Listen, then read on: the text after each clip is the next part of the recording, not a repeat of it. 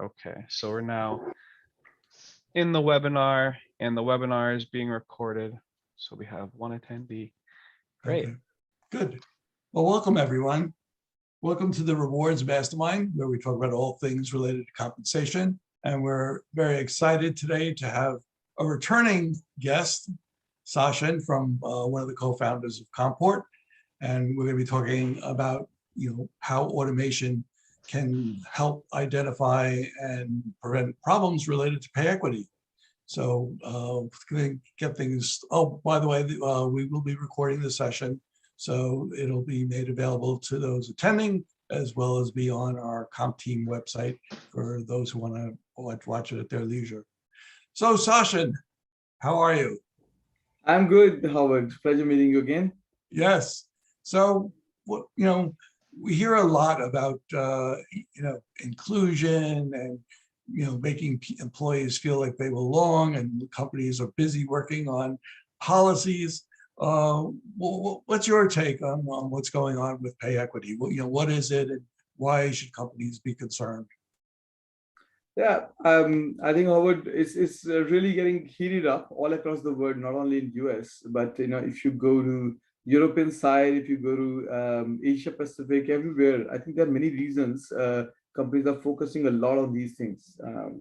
Some of the things which I hear with my interaction with CHROs, comp and ben heads of the companies are very much open, but I'll try to probably articulate here in summed up into 5-6 categories. One is about the global inflation, which is increasing a lot, and pay reviews, I think, happening more frequently than ever before. And those reasons trickle down by many things. One is, of course, the dynamic pay comparison, right? Because the talent is always equal. And I think male, female, ethnicity, or any other diversity which you look into, they ethically, if organizations think about that, what kind of performance they are contributing to the organization, they should be paying them equal. Now, it has been as a legacy issue going on and on for many, many decades and many centuries. So companies have not addressed it. That's why employees now have taken things in hand, and they are trying to heat it up by putting some legislations, enforcing the codes and laws coming into picture, and so on. On the other hand, I think while organizations always think about that this should be a reactive approach to a pay equity, right? In my view, organizations should also look at some proactive measures, why they should do that. So what's the key reason why they should do that, right? Is it not right that if two people, whether they are of different gender or different ethnicity or different citizenship, for example, if they're contributing equally to the organization, they should be getting paid? It's a very, very simple and straightforward answer to this question. Why companies do not follow that particular response to it, nobody knows the answer, right? And I think that's where a general aspect of organization looking at this proactively without the sword which is hanging from the statutory law perspective, or government pushing them to submit some compliance reports and so on. Without all of that, they should proactively start looking at this. That is the key reason why organizations should do pay equity analysis and then start looking into it. As simple as that. It's interesting. I think I've seen even recent studies, relating to the pay differences between men and women in the same position. And it seems like we're still not making much headway. They still said anywhere of 20% and up in terms of difference in the US. So, this is not, like you said, a new issue, but it seems that companies are struggling to figure out, how to deal with it and address it. Yeah, I mean, I have some even more starking data, Howard. I was reading some of the reports, and 3% on a monthly attrition in US alone, right? 3%. That's really, really high compared to any historical standards which country has seen. Out of those 3%, there are 15% organizations who are actively doing something and are able to retain that particular talent, in the company. Otherwise, everybody is losing talent to other competitors or any other startup kind of, categories and industries and so on. Now, The research also articulates very clearly that when an employee jumps into looking at some opportunities outside, the first and the foremost reason why they do that is the equitable and the fair pay. It's very clearly, it's done on almost about 1,000 organizations, this survey. And this survey clearly says that there's a very strong opinion by the employees that that's one of the key reasons. Unless they don't know the comparison, and the comparison is not right, I don't think they will be satisfied at that large number, which is 85% reflected in that search. So in my view, that is clearly given us a kind of need to look into this equitable and fair pay very, very quickly. I have some other data also to reflect. 42 states in US, for example, have applied equal pay laws, acts, or statuses and so on, and they are asking all the employers to submit some reports on a monthly, quarterly basis and reflect that what they are exactly doing on this particular agenda, right? I'll go back that if these laws were not there, then the kind of spur which we have seen now in doing those activities, it wouldn't have been done. But my question goes back to the original concept of a CEO thinking about an equitable pay and not driven only by these laws and pushes by the government. I think that's a call which we have to kind of communicate to the organizations who are not looking at it actively. True, because you're right. This has been ongoing, and it shouldn't require legislation to do something that you would say is probably morally right and also been beneficial to an organization as well. What are some of the benefits, in terms of going down this road and making sure that you have a fair pay program in place and it's actually being actioned within an organization? What are some of the benefits to a company? Besides protection from lawsuits. Oh yeah, that's true. Yeah, $1.8 billion to Google itself alone. Imagine that, right? See, I will say one single word: happiness. Right? Every company and every employer always look forward to a happy employee. Happy employee leads to a happy productivity. Higher productivity leads to better results in the company, and then it becomes like a circle which actually revolves around year on year, right? If you really want to make people happy, the thing is that first you have to transparently, actually no, before that there's one more step which is about the analytics part. You should know whether there is a problem or not, how big is the problem, all right? And you should know some sort of agenda points that I need to address them. If not today, in the next 1 year, if not 1 year, in the next 3 years, but I have to have an agenda and I have to start working towards it, right? Second key point for organizations to actually do, or action point for organizations to do, is the communication part about transparency, right? The moment you start telling about the transparent compensation practices, about telling them where they position as against the market benchmark, internal benchmarks, and so on, there will be some sort of grievances coming up. Those grievances automatically pushes the HR and the business leaders to do something about it. But by hiding these facts that we are actually not equally paying to employees itself is the problem in first stage. And because you're not addressing that first step of openly telling about these gaps, and then you are not taking an action, you are at ease. You are saying, okay, there is no problem. My people are coming and they are going and so on. I don't have any problem. So we are hiding things under the carpet, from the first stage itself. So we did have a question from the audience kind of relating to what we're talking about. It says, salary data and market medians are changing quite often, especially in light of recent inflationary pressures and the Great Resignation. How should organizations monitor and ensure pay equity under these highly dynamic conditions? I think there are so many reasons, for that matter, that you should not look at the market data all the times, right? Even if there was a normal situation, every time you look at the market data, you always have a gap. Your first stage is, as one of my old bosses actually said, he said, look at internal first and then go out external, right? You have a bigger problem internally. People do not go out and check out with the other organization, what are you getting paid for the similar job I'm doing?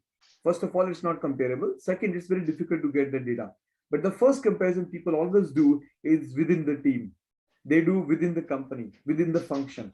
So if organizations look at only the internal pay range and try to address that agenda point, bring the narrow pay ranges into the grades, levels, function, and so on. That's the first address point. As far as the market pay equity is concerned, there are ways and means of looking at the market pay equity. First of all, you are actually interviewing for every candidate or every position. You are always interviewing probably 6, 7, sometimes even 10 candidates. You always collect that data. And if you're not collecting the data, please start collecting them. That is the first reference point which you can take easily. That is my internal pay equity also very far from the external pay equity in general. If that's the case, there's a time to invest more. So you take that data, analyze it, and try to give a holistic picture to the management and try to bring some sense to it. If there's a gap is more than about 5% to 10%, for example, in your internal pay ranges versus your external pay ranges, it's time to change those pay ranges themselves. And then you will start addressing the topic. All right. There is no right and wrong answer. To get the right data, you will never get it. Trust me. Market is moving so dynamically and so fast every day. It's almost like inflation rates in some of the countries. I live in Turkey, and if I look at a car price today, next week the car price will be probably 20% more. Is that fast? So I think, and it's happening everywhere. I mean, Turkey is the exception, but I think in every other country, inflations are going through the roof. So you will not have any answer. Don't rely on getting the right data from the market, because there is no right data in the market. So how does Sachin, how does the company begin? How do they determine if they really have a problem or issue or not? I think analytics, that's the first stage, I would say. I think HR analytics are quite robust in this space as well. Unless some organizations who are on this call or otherwise, they are not maintaining their analytics, they should start digging deeper into the current data analytics and look at that. What are the pay gaps? What are the reasons? And I will give you very simple examples, right? And you should take some inference from those particular examples. A simple example is I'm looking at, let's say, pay equity between two genders, grade wise, right? If I have addressed the problem at grade 1, and grade 1 being the lowest one, and grade 2 being the second highest one, right? As second grade, the pay equity is actually very low. So females are getting, let's say, 20% less compensation compared to the male members in that grade. A simple inference of this data is that the grade 1 employees are in female category are not moving enough in the job to move into the grade 2 level, right? If you start moving grade 1 people who are actually getting well paid in a female category, you are actually fixing the problem two ways. One, you are giving them the growth path. So that path was also stuck for them. They were stuck at grade 1. And second, by pushing them to the grade 2, you are also going to put the needle a little higher for the female compensation. It's a very, very simple data, actually. Very simple data. But you have to start reading the inference of the data rather than just looking at the data and presenting it. Every data point talks something, some insights. So what are the typical data points that you would pull to start an analysis? I think there are many, basically. I think the first point is about gender is one of the most common one. I would look at age factor. I would look at tenure in the company factor. I would look at probably ethnicity. I don't know. I think there are in US and European market, ethnicity is quite wide, and US specifically, because it has a lot of inbound population coming from, I don't know, hundreds of countries. I think you have these ethnicity issues as well. And this particular problem has to be addressed right in the beginning itself, both at the time of hiring as well as for the existing employees, if it is wide enough. And what elements of compensation would you look at? I'll look at total comp, actually. I think to start with, if I am saying that I'm only adjusting the fixed pay, but actually creating the same difference in the variable pay, and I'm adjusting fixed and variable by addressing that issue or not addressing that issue in the LTI, the problem is not solved, to be very frank. And that preferential treatment, which is usually given by the leaders. So many organizations do give the rights to the leaders and managers to take the call on the compensation treatment, right? Both at the time of recruitment as well as at the time of merit increases or some other changes happens in the compensation. I would say that monitoring those leaders and managers while they are participating in these exercises is one of the critical job competent professionals should do. Mhm. They should use automation as one of the key sword in their hand to remove their administrative hassle. And there are many tools available in the market. You can pick up any of them which are good fit for your organization. After you do that, your administrative load will reduce. And the time you save should go into these strategic interventions. Always keep looking at data, not only at the end of the year, but every month, every quarter. You must look at the data and try to find out which are the problems which are cropping up little higher in a particular function or in a particular grade, and try to address it then and there before it becomes such a big problem that you can't address it. That's another challenge which happen in organization. They keep accumulating this part towards the end of the year. They think my merit cycle will come and then only I will address it. But in 1 year, 365 days is a very long period. If you Mhm. accumulate, you won't have budget to address that problem in one go. You can forget about it. Yeah, So no, it's true, because I've also read where, organizations go down this path and then they think they've, solved the problem because they've addressed it and, made adjustments. And then a year later, they're facing, if not the same, potentially a bigger problem because they're not Absolutely. actively monitoring it throughout the year. let me tell you one more data point from this research. I think this research says that organization alone in US, 60% organizations do spend in the digitization analytics. They have a tool, right? Only out of those 60%, only 11% use that analytics effectively and take actions on an ongoing basis during the year. Rest all, they have a tool just as a fancy item placed in a HR tech arena and they don't use it. Second thing, out of this total 11% population also, most of the decision analytics also remains within the human resources function. So only human resource function, if it tries to address a problem which is company wide, it will take time. My recommendation would always be, and I have practiced it myself to be very frank, I have created catalyst in the way of leaders, key leaders who are actively looking into this diversity analytics, who are interested in looking at analytics as well. I have looked at middle managers who are very much interested in looking at, because they are the actual ones who face the problem of losing the talent because of this pay equity, right? Involve them, engage them, give them the tools and mechanics to look at that analytics on a regular basis. That's the key to your success. Not that HR can take all the load. You can drive that particular strategic intervention throughout the organization by having various channels in place. You don't have to do all the hard work yourself. Right. And I guess there's an education process too, because, if in terms of the hiring process, because if managers continue to just recruit, their friends or practice, very, subjective, biased hiring, it'll just perpetuate the issue, right? Absolutely, absolutely, absolutely. Yeah. So earlier you mentioned tightening the pay bands when addressing pay equity. Do you think you could talk about the importance of pay bands when you're looking at and thinking about pay equity? Tighter versus wider pay bands. Yeah, sure. Why not? I actually practiced both of them in my corporate life. I have done both very wide pay ranges internally as well as narrow pay ranges, and I think I can tell you some pros and cons of both sides. Right? If you have very wide pay ranges in an organization which is very big, have a very clear job descriptions within a pay grade, for example, or a grade level, for example, you have very distinguished jobs which are stacked around quartile 1, quartile 2, quartile 3, and quartile 4, and that's considered to be a grade pay range. It's okay to justify, right?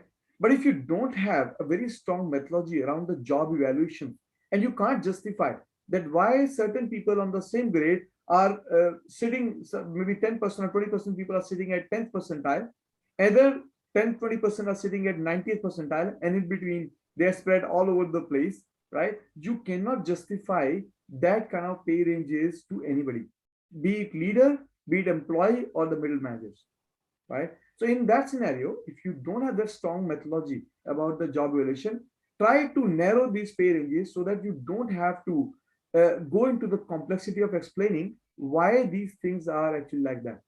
But if you have a strong methodology, which happens only probably at a mature stage of organization when they have 2,500 people, 5,000 people, they reach to a stage where a consulting company coming in picture and then trying to build their model around Hayes, Mercer, Aon, whatsoever model you want to choose, all are giving some sort of outcome, to be very frank, right?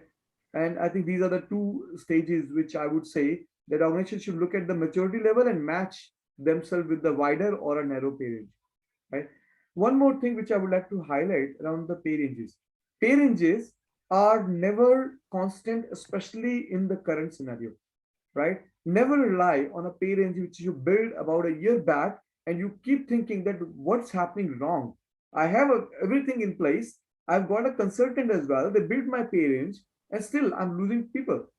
People are all going above the range, or some people are probably, I don't know, very low on the range internally. I'm not able to correct them and so on. What's happening?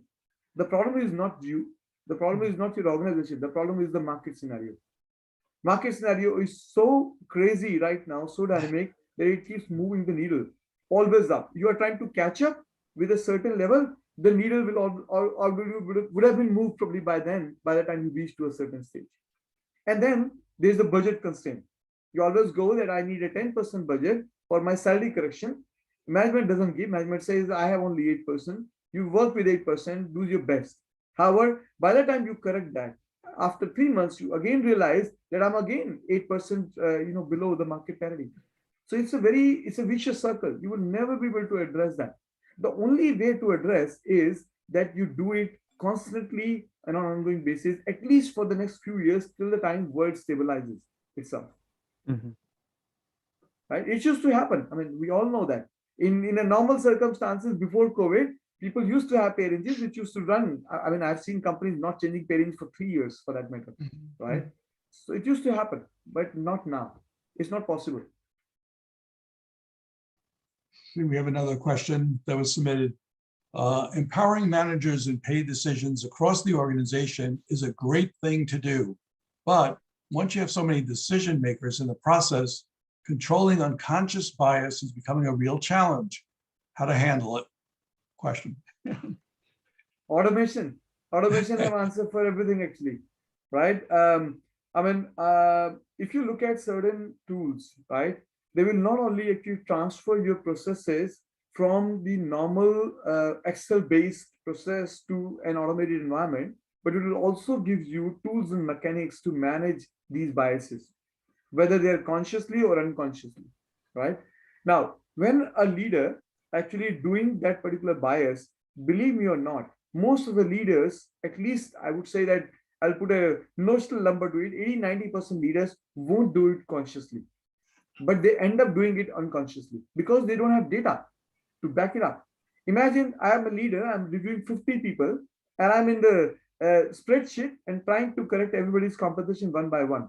I mean, I don't have a chance unless the system or an Excel file gives me an active alert that when I'm doing a female employee's increment or a specific ethnicity employee increment, is it equitable to other people who are in the same grade, same level, same performance, same compa ratio, for example, or many other factors for that matter, same talent rating maybe, right? The system doesn't, these Excel files don't do the justification, but automation can. Probably towards the middle or end of the particular call, I'll show you some of the screens which Compport actually provides as an input to the leaders, and this is how you can actually manage it. And again, there are a variety of tools available in the market. You can always explore them. There are more meaningful way of looking at the data. As I said, don't keep the analytics to yourself. As an HR professional, as a C&B professional, I strictly recommend you cannot possibly correct every bit of it. You have to engage leaders. You have to educate and empower the leaders to look into the analytics and let them take a decision.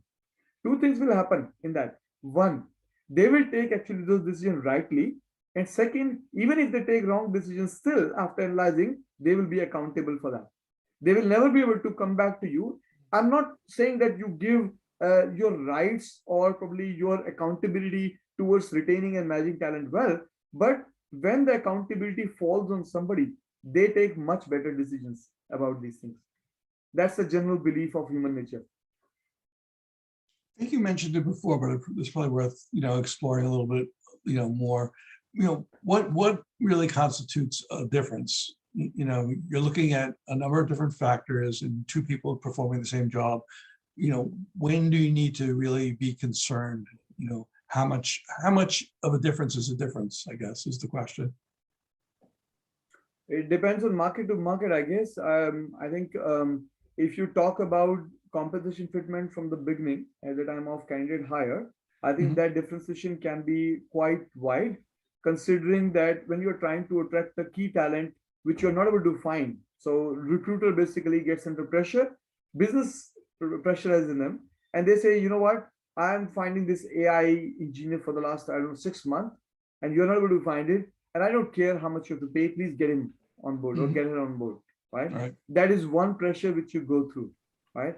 I would say that at that particular stage, try to optimize that particular gap as much as you can. Don't try to create much wider.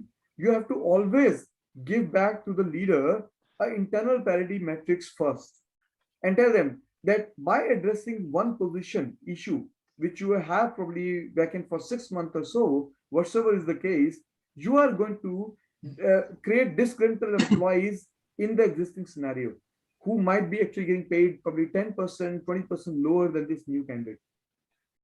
Do not consider that the compensation is going to be transparently, remain confidential in the hands of this new candidate. Everybody gets to know one day or the other, or one way or the other, they get to know others' compensation.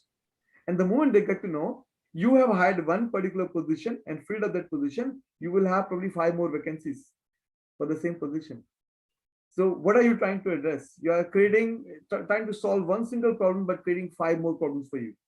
Don't do that. Nobody will give you budget to correct all of those 5 people who are trying to leave. Nobody will give you budget to correct all of them in one go. So you can forget about it, right? So your business will suffer and you will have a kind of repercussions around that. When you begin the pay review, the pay audit, do you need to be working in conjunction with your legal team? You have to worry about, now that we're actually collecting this data, is there exposure? What's been your experience with that? See, in mature markets like US, Europe, I think standards are very clear. I don't think that legal team always articulates some of the policies, statutory compliances, and submissions, which happens on an ongoing basis. But I don't think that HR again has to fall back only on the legal support as such. Legal support comes into picture when you have lawsuits. Okay, that's fantastic. But as far as doing the corrective action, I don't think that legal team or even the compliances team has to actually give you any action point. It's your actions. And whatever I've spoken so far about engaging leaders, engaging the right stakeholders at the right time and on a regular basis is the right thing. Whether legal should actually collaborate with you to highlight the exposure, which can actually lead to some of the financial losses, right? That's an addition to it, for sure, right? They can always articulate that there are cases of Google, Facebook, everybody's facing challenge. There are real-time scenarios now. It's not that it's just on the paper. Governments are imposing big-time fines on employers. So it's like not a hidden fact, basically. Yeah, I think sometimes organizations are afraid to go down the road because they're scared of what they'll actually find, and then think, well, now that I've done this audit, now it's discoverable, and now we have exposure. But that's like convoluted thinking. Yeah, I think so. I would say that if my house is, roof is leaking and having some drops, right? I will try to correct it rather than waiting for it that it actually completely falls. True. Right? I will not hide it and put some sort of patch work on the roof. So it's like that. That's a good analogy. Yeah, absolutely. So tell us a little bit about Compport and your system and some of the solutions that you might be able to provide to help organizations thinking about how do we automate this, and what's the benefits of automating? I think some of the points I've already touched upon. And as I said, analytics is the beginning of the journey itself, right? Both at the time of recruitment, both at the time of your merit cycles, bonus payouts. This bonus is also can be one of the area which can be a very severe. I mean, we put it in a small bucket on the side, but I think some of the preferential treatment which I have seen from the leaders and manager actually happens more so in the bonuses rather than the merit cycle, right? Because merit cycle, you are actually changing the competition and they see that this is going to be a prolonged problem. And on the bonuses, they think that it might be just, hidden under the wrap because it's the one event which is going to happen. It will not come to surface and then they end up doing that biases. So in my view, that also has to be addressed because that is also growing area in terms of the grievances from employee side that I've done the same job. I've done the same performance rating. My contribution is same. I'm probably in sales. I've done 1 million. Other person has done 1 million. Why I got lesser bonuses compared to somebody else? So these are also there. Let me start with probably talking about some of the automation strategies, which you can fall on in terms of looking at this kind of analytics. So can I share my screen? I mean, maybe I can show some glimpses of the solution itself and then talk about it. That'd be great. Yeah. Jackson, you able to do that? Just hold on. I think he has access already. Okay. You should have access Right. now. All right. There you go. I guess you can see my screen, right? Yes, So this we is can. this is the Compport screen, and it starts from something what we call a design phase. Let's look at the merit cycle as an example, right? What all you can do in a merit cycle when you try to address this pay equity gaps, right? So let me show you. I have opened already some of the screens. And let's look at this particular rule, right? Let's look at a bias alert for the equity. So I also already talked about that automation can help you to look into some of these gaps which are happening because of conscious or unconscious biases, managers and leaders are feeling. So these kind of rules wherein system actually allows you to pick up either male female kind of gaps. So if you know that through the analytics that your gap is between the gender, you can always pick up male female. If you think that the general gap in the pay equity because of multiple factors like a gender, ethnicity, age, and everything is happening, you can look at something like general pay equity, right? By selecting this kind of rule in your merit cycle planning, what system does? System automatically knows the comparative method. So you have something like a employee profile comparison parameters. You can pick up that I would like to compare people who are in the same grade, same level, same performance rating, and see same compa ratio range category. So compa ratio range category is when you are comparing a person's current compensation with the external parity or internal parity for that matter, whichever you have selected. You can also put something around the gap if it is more than kind of rules. And why we are putting that? I mean, we can simply put that, show me all the gaps. But there's always a gap because of legacy issue, because of certain other factors which you have embedded into your compensation over the past few years. So you can't actually have no gap scenario for every particular person, right? So, but you can put some sort of notion that, okay, 5% gap is enough, or 10% gap is enough, or beyond 10%, I would like to track it. And this particular rule actually allows you to put that 10% or 5%, whatever you want to track it. Now, this 10% is on the increment which is being recommended by a leader for a person. Now, let me give you a scenario how it will go. Let's take an example. Howard is the manager, and Howard has 20 people in the team. And we have set up this rule for female employees. Howard, consciously or unconsciously, reviewing a female employee and trying to recommend increase for XYZ reason, he has recommended 10% lesser increase compared to all the other members in the same category of this female employee. System can give an instant alert to Howard, wherein Howard will come to know that not only I'm actually creating a gap, but how much gap I'm creating, so that he or she can actually immediately correct that gap right then and there itself. No need to go back for HR analysis. No need to go back to correct that particular issues which you have actually cropped into the process. right then and there itself you can correct it. How they will do that? Look at this screen of a manager.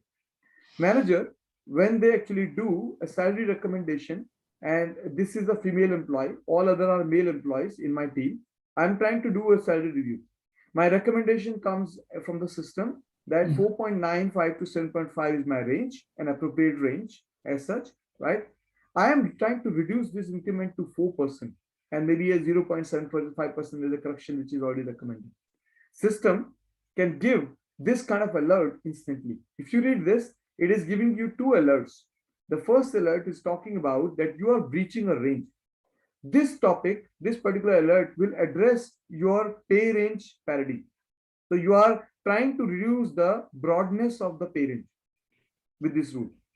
If you set up these rules appropriately, and depending upon, again, your maturity of the company, maturity of the job evaluation methodology, if you address it right, you can manage this within this particular range so that managers cannot breach it. That's one factor. But even while you're not breaching it, imagine one manager can give all the male members 7% increase, but certain few female members maybe 4.95 or 5% increase. That gap is still big.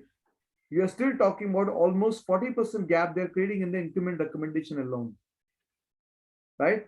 This system is giving a second alert instantly, which is talking about that there is a 26.32% gap you are creating while recommending this female employee for an increment. A simple method, not stopping the process, not hindering anything, but still giving a conscious alert to the manager. Now, if this particular manager still submits and believes that whatever I'm doing is right, the next line supervisor will still get this alert. And they will come to know that this employee who has been reviewed by a previous manager has been given an increment with the bias compared to all other male members. If that person does not correct, it goes to the next level. So all the layers can actually carry that particular responsibility of correcting it in the journey of this approval workflow. That is the power of automation. Such a simple tool, but it will address the problem right there in the beginning itself. It won't let that problem happen itself, right? Parallel to this particular process, while managers and leaders are running, human resource, competent professionals, their job is to look at the analysis. They can pick up analysis by manager. They can pick up analysis on this bias cases by function, by grade, and then keep looking at that what are the things which are happening while my process is running, and which are the managers who are creating a lot of bias cases. Let me call them, pick up a call and correct them right there, and give them the right education so that they don't actually fall into this trap of creating a bias and a long-term problem for them. How do systems actually does analytics? So let's look at some of the analytics part, right? What are the possible analytics which a solution like Compport or any solution can provide? A simple dashboard. A dashboard actually talks about what is your proportion of male and female gender diversity basically in the company. It also talks about how the average compensation by country. So if you're a multi-country operation, for example, how this particular country-wise gender pay is looking like in some of the countries. So let me try to increase the size of this particular graph. And this is having about 6 countries data. It is showing male versus female employees average compensation. In one single graph, you will come to know that where the problem lies. Is it in a specific country, or is it in a specific grade, or is it in a specific function? So I can actually create as many graphs as I want in this dashboard to create a consolidated picture, not only for myself. I'm again repeating that same choir, that this is not the graph only for the COE of Compport as well as the HR to look into. These graphs can be cascaded to the leaders. These graphs can be cascaded to the line managers for their own in-scope population. You must give it to them and must educate them to use them actively and at the time of doing this salary revision. Same graphs can be utilized for things like, for example, a payout of, bonuses. You can add them. So as many graphs as you want to add, these dashboards allow you flexibility to move into a page which can be a combination of your compensation revision, your bonus payouts, your LTI payout, and club together all together a TCTC payout as well, and show them into different dimensions. And you can add as many dimensions as you want of employee demographic. It doesn't stop you. from doing that. All right. There is also something around, for example, this page again, when you talk about the corrections, right? When a manager is doing these kind of biases and you are able to communicate or you are not able to communicate certain managers, I think the automation helps in one more way. Automation also helps you to have parallel access to the processes while leaders and managers are participating. HR and Comp and Ben can also participate in the same process at the same time. And in Excel file, it's very difficult. You go into a very clumsy way of sharing the screen and then trying to articulate certain things. You can't see the immediate impact of the changes which you are making. But on an automation system, you can actually have a sharing access to these screens. And when leaders and managers are doing it, not only actually telling them on a phone that what is philosophically right or not, doing it for themselves. So you can proxy as one of the manager, do it for themselves. That if you do this change at 4%, what will happen? If you do it within the range, what will happen? What is the key long-term impact of this particular change which you're going to create it? Educate them at that level. And you could do the same thing for other elements of pay as well. Looks like you could do for same analysis for bonus and LTI. Absolutely. This is just an example which we have created for as a sample, but I think you can add all the lump sum compensation, taking all the total reward statement kind of scenario and see the comparison. You can do exclusively for each part, and I think it's important to look at both, right? You can have some of the problems which might be happening in bonus, but maybe the LTI is actually better. So that problem will be hidden if you look at only total compensation. So you have to look at both total compensation as well as element-wise element. What are the pay gap happening in your company, and then try to address them. Benefits is another part, right? Benefits, usually companies are driven by policies, but if your company is not actually having a standard policies and you're giving random benefits to people, I think that's another area which has to be addressed in this pay equity. Do not leave them. That is very close to people's heart. Be it about medical policy, life insurance policy, social security, for example, contributions and so on. I think those are usually driven by norms, but many companies have noticed that they do create legacy issues are very, very strong in most of the organization. They have done something in the past. Maybe somebody else has done in the past. Now you are a new stakeholder in Comp and Ben. You can't correct it, but you can definitely try to make it visible to the right stakeholder in the company and let them take the action to correct it. We do have a couple questions here about Compport. Well, the first one is this live data, and then how do you handle the integration with existing platforms in the company? And then, I think it's a Buddhist solution. Everybody knows all these new AI solutions are coming in very much in-depth knowledge and understanding of the area itself. But on the other hand, we also appreciate that most of the organizations would have an HRIS. Of course, we have APIs. We can do inbound integration, outbound integration. We have already done it with SuccessFactors, SAP, Oracle, Workday, ADP, Bamboo HR, and you name it. Just to give you a single statement, right? Integration is the least of the problem in this scenario, right? Data flow, and in the beginning, remember to do a bit of hard work, right? Many organizations come to us and they say, can you integrate with 3 systems? Yes, of course I can. The moment we integrate, there is a junk data in 2 of the system, and the junk data also flows into the 4th system now. What's the point? I think first you have to clean up your house and then talk about the integration, and then it will run very well. But if you are having a problem with the existing data itself, do not trust the data. What's the point of looking at the integration? As I said, integration in today's technology world is least of the problem for anybody, for that matter. So true. It's so not true. even a question. Yeah. What automation won't solve data integrity issues.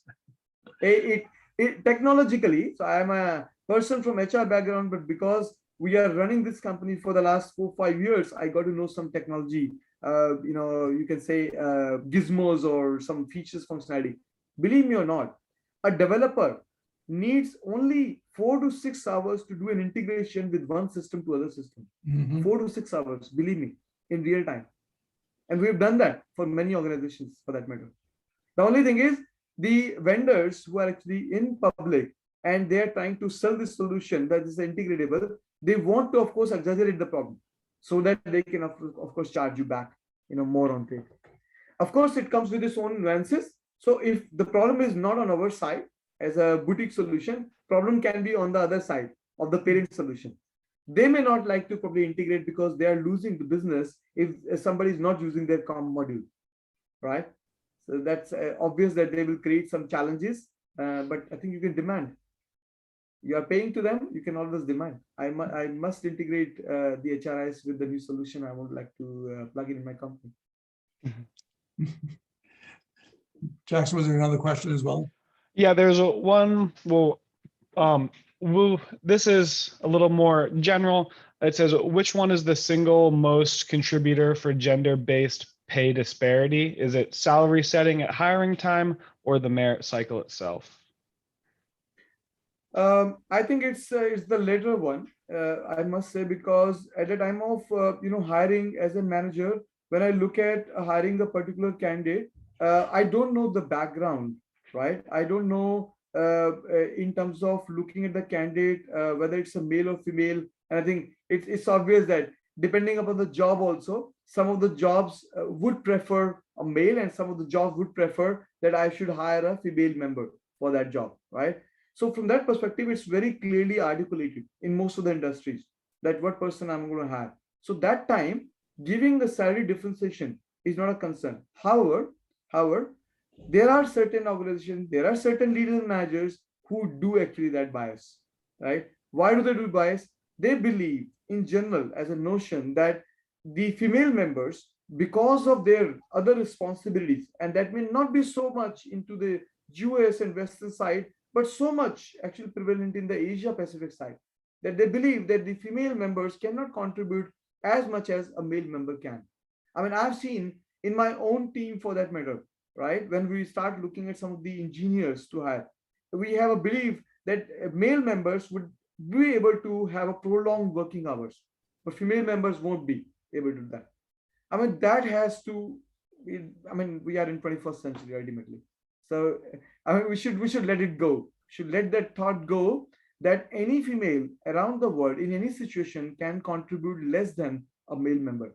I personally believe, and we have, by the way, absolute 50% of the male and female population. I believe our female population is contributing 20 to 30% more than the male population. A very clear example I'm telling you. And I'm not hiding any facts. It's on paper actually. Yeah. And I trust their confidence level. I trust their clarity. The female members always comes with more clear thoughts, more stable thoughts. They are able to manage people well because of their, God-given gifts, basically, I can say. I mean, they are able to manage the teams very, very well with a lot of humbleness, with a lot of clarity, with a lot of thoughts, collaboration. I mean, those are some of the normal behaviors females reflect at the workplace as compared to the male members. Yeah. Well, I'm not an expert in this area, but in terms of whether it happens at the time of hire or whether it happens at the merit cycle, I mean, it could start at the time of hire and then just get perpetuated because the person's never going to catch up, or it could be either started or with the merit increases in terms of not being fair in terms of how you award. So I'm not sure if one or the other is the greater cause of pay equity issues. Yeah, I mean, see, imagine that now the merit cycle is happening, and at the time of merit cycle, now the manager and leader has a background to both the male and female candidates, right? Now they are able to take sometimes subconscious decisions about creating that gap, and that is not right. I think if we go to the root of what the problem is and where the challenge is, female, in my view, always do a double job.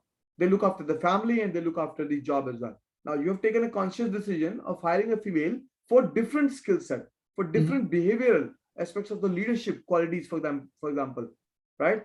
Try to encash those qualities rather than just saying that, oh, this female member doesn't work 2 hours extra when I asked, right? But my male team member actually look after, my work when it's required. by spending more hours. I mean, that's not the right example, to be frank. Right. Right? I again put that example. Most of the organizations who are actively looking into this particular parody, they also analyze that women can do a 10-hour job into 6 hours, and male actually do 8-hour job into 12 hours. Reason being that they chit chat a lot and they spend a lot of time on the coffee and smoke, to be very frank. I mean, jokes apart, this is part of reality in many geographies, to be very frank. Yeah, I think though, it's, as we said it, much earlier, organizations really need to dig into the data, understand what's going on, and both, share that with the managers, and also have an ongoing education and communication program in place. Because if you don't change people's minds or make them understand what the issues are, it'll just keep going on and on. And yeah, you could always try playing catch up, but you're not going to be an employer of choice if you continue to have pay equity issues. You can't keep putting band-aids on, or can't keep chasing, adjustments and solutions. You have to address it up front. Howard, on that employer of choice, right? I mean, again, I'm going back to the beginning of this call, right? Where I said, don't create a reason like being an employer of choice as a reason to do this pay equity correction. My sincere request to organization, it is not the reason. It should not be the only reason. Just because you want to be famous as an employer of choice should not be the reason for doing a pay equity. Don't do that. Genuinely believe in it. Yeah, I think you're trying to create a cultural shift and change. That's what you're trying to do, and do what's right. Absolutely. So we're approaching the close to the top of the hour. Would you like to tell us, Sachin, a little bit more about Compport, and also how best to reach you if people are interested in talking to you further? Yeah, definitely. I think we have been running the solution with almost about 40 large enterprises. About 400,000 users are actually using Compport for the last about 4 years now. And what I would say is that if you are looking at real transformation, right? Not just that you want to transfer your Excel files to an automation platform, right? You have a lot of choices. But if you really want to transform and address some of these starking issues about gender pay equity, about creating an empowered culture around the country or beyond the countries, if you're a multi-country operation, for example, give a high amount of efficiency. And that efficiency is not only for the human resource and comp and ben team, but also for the leaders and managers to participate in this process, right? Struggling with the Excel file versus doing it on automation are two different things, right? And when you are doing it, when you're trying to correct those actions which you are taking during the merit cycle, during the candidate hire, I think that saves a lot of time. That time saving, it doesn't mean that you are going to go on a holiday for the rest of the year, right? But that time saving will give you a peace of mind to think on some of these strategic interventions which you must do. Analytics is one. Analytics is actually a strategic intervention. Analytics is not simply just looking at the data and presenting it in your PPT to the management and let them take a decision. No, I think C&B professional must look into the inference of the data, try to find out and dig deeper into the details of it, and try to understand where exactly is my problem. I need to go to the root cause of that problem, try to address it then and there in the beginning so that it does not become a bigger problem for me at a later stage. That's the thing which they will do. Other thing which they should do is try to look at that particular, what you call catalyst growth, right? As I mentioned, do not try to do things on your own. When we launch our solution in most of the organizations, the guidance from my side is, if you are thinking that a center of excellence team of 3 people would be able to handle 25,000 people all alone, forget about it. Even automation can't help you, right? Because automation is not about that you have just made an efficient process and rolled it out on a click of a button. It is actually about giving multiple stakeholders a chance to look at the right analytics, right data at the moment itself while it is happening, and try to help the leaders and managers to do the right thing. That is what the power of the automation. We have clients which are spread across 35 countries.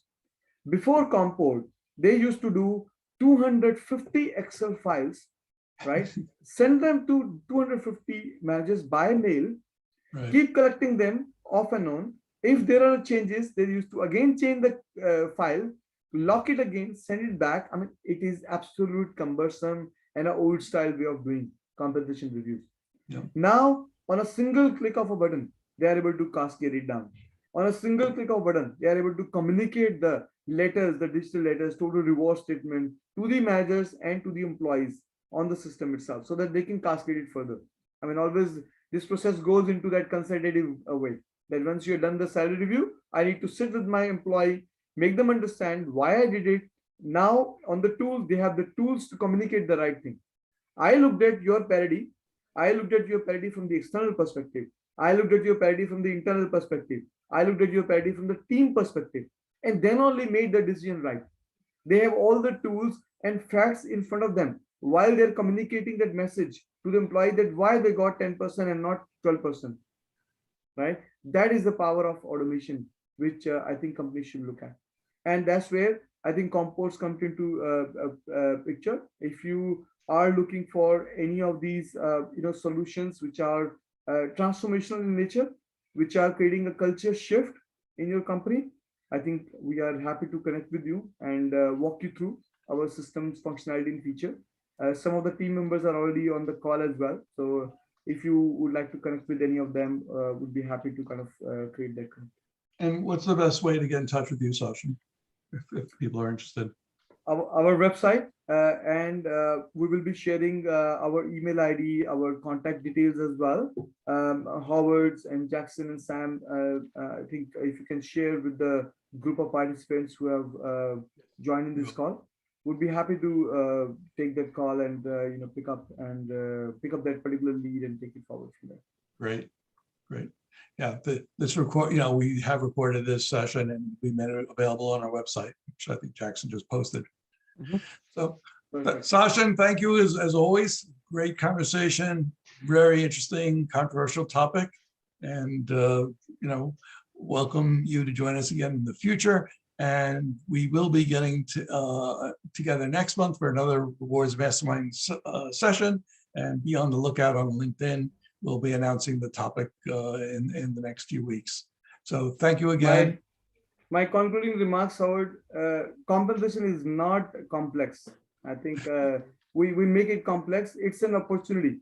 It's an opportunity to address something bigger for the organization, and companies and C&B professionals should look forward to that. Yeah, we spend more time trying to administer and analyze because of That's good. Our dependence on spreadsheets. But well, pleasure meeting you all, and have a nice day and a week ahead, and connect with you. Okay, thank you again. Bye-bye. Take Bye, care. everyone. Bye. Thank you so Take much. care.